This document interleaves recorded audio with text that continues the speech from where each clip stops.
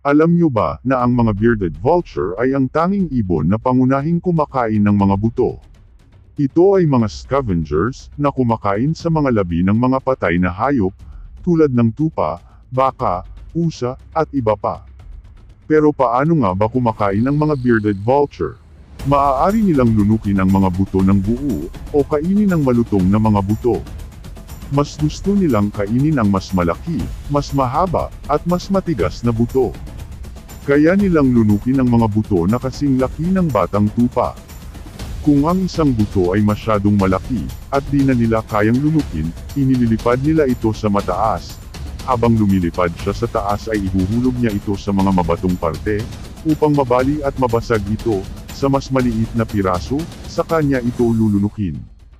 Mayroon silang isang nababaluktot na esophagus at isang malakas na sistema ng pagtunaw na sobrang acidic.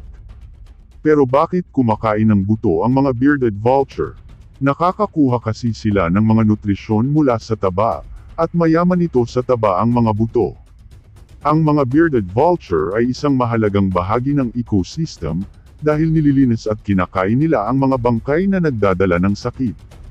Mas gusto din ng bearded vulture ang manirahan sa malayong mga saklaw ng bundok, mga steppes, canyons, at mga lambak ng alpine.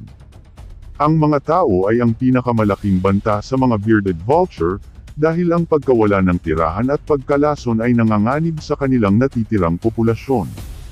Sa katunayan, hanggang sa 70% ng dieta nito ay binubuo ng mga buto. Kakain sila ng maliit at malalaking buto, ngunit tila mas gusto ang mas malaki, mas matandang mga buto. Kung nakakita sila ng isang buto na napakalaki, dadalhin nila ito at ililipad sa kalangitan at ihulog ito sa mga bato sa ibaba. Makakatulong ito na masira ang mga buto sa mas maliit, para madali nila itong malunok.